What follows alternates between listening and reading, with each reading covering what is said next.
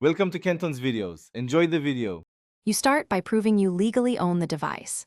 Gather the Imei and the original receipt or seller contact, plus a government ID. Once done, make sure the device is with you and powered on so support can verify.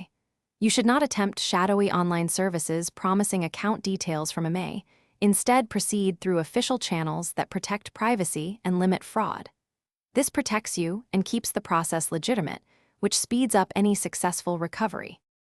Next, contact Apple support directly and be ready to explain why you need the iCloud account identified, providing the Imei and proof of purchase. Apple can confirm account status or initiate activation lock removal if you show ownership. At the same time, notify your carrier. They can check warranty and theft databases tied to the Imei and sometimes assist with recovery paperwork. These coordinated steps are the lawful path. They work because both vendors have processes to protect owners and prevent misuse. To finish, carefully follow Apple's instructions.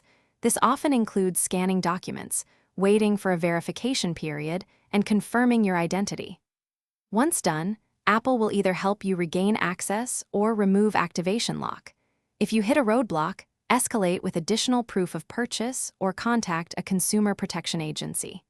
And if the Imei shows theft or loss, immediately involve local law enforcement. They will guide legal recovery steps and prevent you from using or reselling a potentially stolen device. Thanks for watching. Consider subscribing if we helped you.